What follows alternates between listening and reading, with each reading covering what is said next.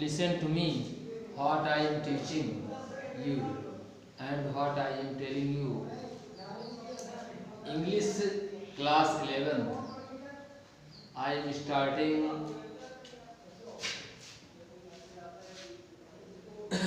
I am starting the part of synthesis. Actually, the book which was started last year, that book part has been finished and another new book has started. That book has not appeared in market. That book is not available in the market at present times. So I am teaching you part of grammar as synthesis. Synthesis, SYNTHESIS।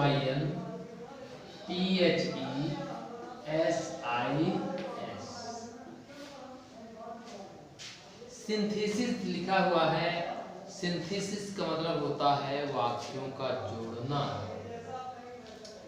आप जानते हैं कि दो या दो से अधिक वाक्यों को मिला करके एक सिंपल वाक्य बनाया जाता है। दो वाक्य हो सकते हैं, तीन वाक्य हो सकते हैं और अधिक से वाक्य हो जाएं तो उसके माध्यम से हम सिंथेसिस से वाक्यों को जोड़ते हैं। तो दो वाक्यों को जोड़ करके एक सिंपल वाक्य बनाया जाता है। सिंपल वाक्य बनाने के लिए अब निम्नलिखित बातों का ज्ञात होना आवश्यक है। तो सबसे पहला आता है आपका पार्टिसिपल।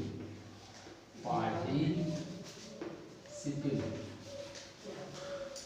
ऐसे वर्ब जो वर्ब तथा एडजेक्टिव दोनों का काम करते हैं उन्हें पार्टिसिपल कहा जाता है। ऐसे वर्ब जो वर्ब तथा एडजेक्टिव दोनों का काम करते हैं उन्हें हम कहते हैं पार्टिसिपल।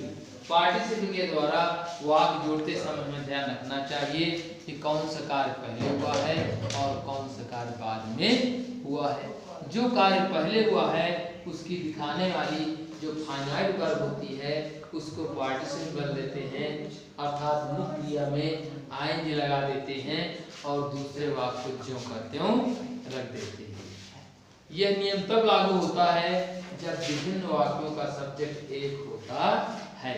यदि भिन्न भिन्न वाक्यों में भिन्न भिन्न सब्जेक्ट आए हों तो यह नियम लागू नहीं होता है। तो जैसे इसमें दो वाक्य होते हैं, आज आया मान लिया कि he saw a lion, full stop, he ran away। तो दो वाक्य दिए रहते हैं, उसने एक शेर देखा और भाग गया। अर्थात इसमें ये जो होते हैं कि पार्टिसिपल में हमें ज्ञात करना है कि पहला आता है आपका प्रेजेंट पार्टिसिपल। प्रेजेंट पार्टिसिपल क्या होता है? मुख्य क्रिया में आईएनजी लगाने से बनती है और हिंदी में अर्थ निकालने पर हुई या करके का अर्थ निकलता है। तो पहले वाक्य की जो मुख्य क्रिया होती है उसमें आईएनजी लगा देते हैं और दूसरे वाक्य को कामा के बाद रख देते हैं। जैसे ही सा इस लाइन से शेर देखा, ही और वो भाग गया, तो सा का परफॉर्म क्या होगा? सी होगा। तो seeing a line, seeing a line comma he ran away, ये हो जाएगा। इसके बाद नंबर 2 पर आपको जानकारी होना चाहिए। इसके बाद क्या होता है कि यदि किसी वाक्य में सहायक क्रिया जयमार वाज व्यय का प्रयोग हो और उसके बाद में वर्ब ना हो तो जयमार वाज व्यय को बीइंग बदल देते हैं और दूसरे वाक्य को कामा के बाद ज्यों का त्यों रख देते हैं। जैसे he was hungry, full stop, और ही एट द एप्पल। तो वो भूखा था, उसने सेब खाया, अर्थात भूखा होकर उसने खाया। तो वाज के बाद हंग्री वर्ब नहीं है, इसलिए मैंने आपको 5 क्रियाएं बताया है। इसकी सहायक क्रिया हो, हैव हो, आर हो, वाज हो, वेयर हो, तो उसे बीइंग बदल देते हैं तो हो जाएगा बीइंग हंग्री, बीइंग हंग्री, ये हो गया। काम लगा देंगे और दूसरा वाक्य उतार देंगे ही एट दी एप्पल हो जाएगा। नंबर 3 पर इसमें बात बताई जा रही है, ये प्रेजेंट पार्टिसिपल का संबंध वाक्य ऑब्जेक्ट से होता है तो पार्टिसिपल को ऑब्जेक्ट के बाद रखा जाता है। ये प्रेजेंट पार्टिसिपल का संबंध वाक्य ऑब्जेक्ट से होता है तो पार्टिसिपल को ऑब्जेक्ट के बाद रखा जाता है। जैसे आई saw Mohan, full stop, he was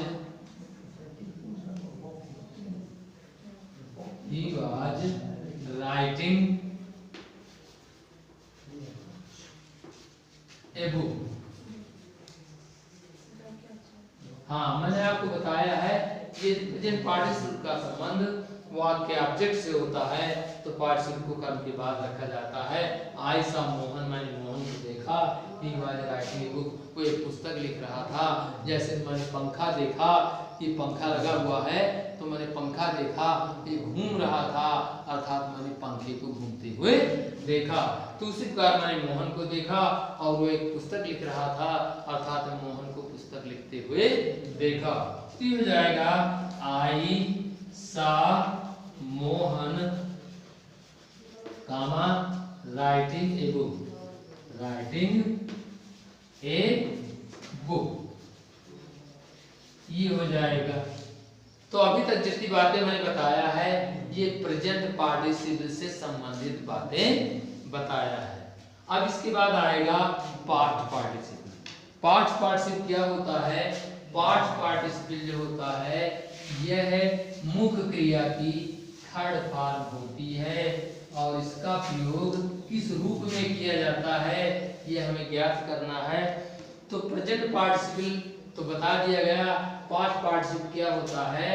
past participle, participle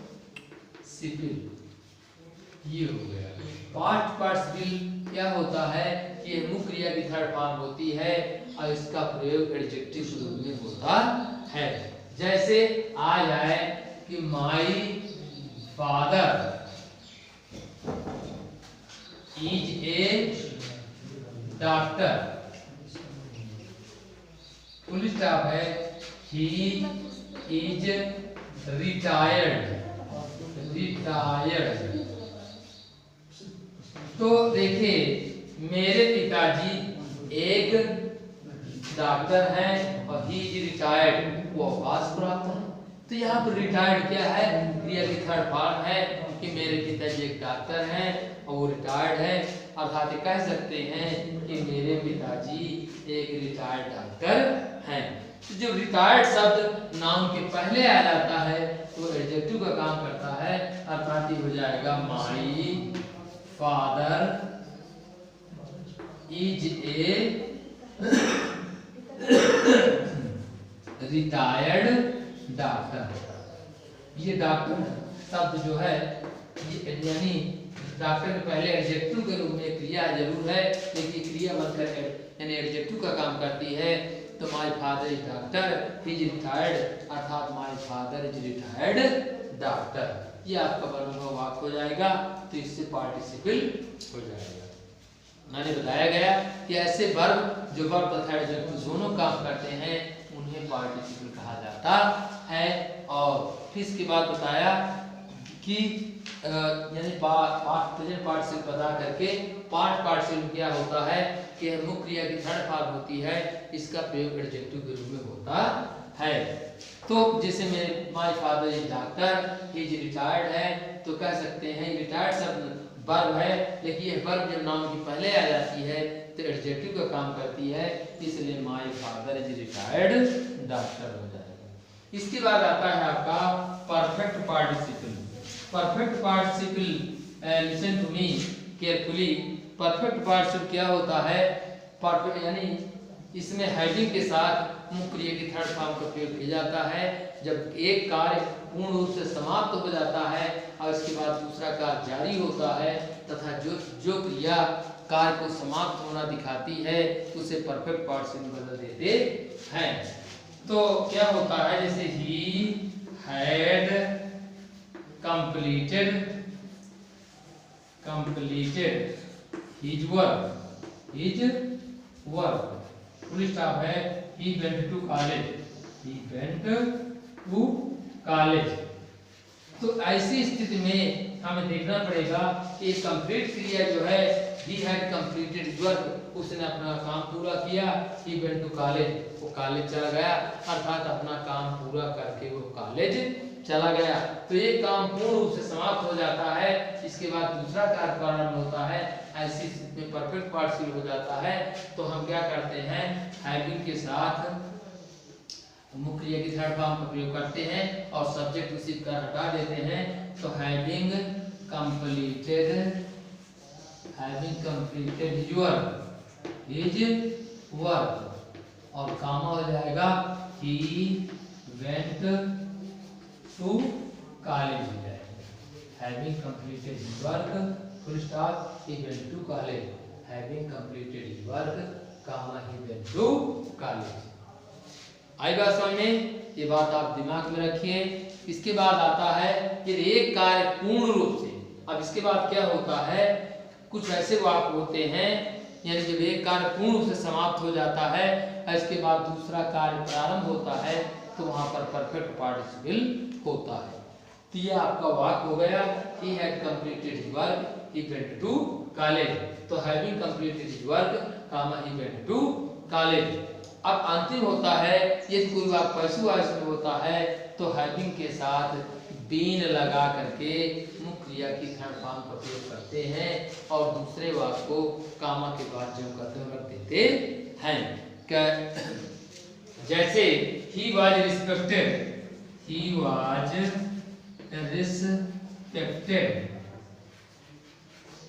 by his son, full stop है, he felt joy himself।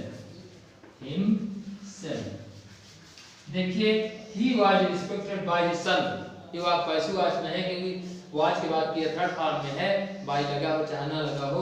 ऐसी स्थिति में क्या करते हैं कि हैविंग के साथ बीन और लगा देते हैं, तो having been respected by his son हो जाएगा, having been respected by his son और कामा हो जाएगा he felt joy himself। इस प्रकार से मैंने जो पहली प्रश्नावली आपकी सिंथेसिस की है पार्टिसिपल की, वो आपकी समाप्त हो जाती है। अब अगली आएगी आपका इंफिनिटिव टू, ये आपका अगले दिन पढ़ाया जाएगा।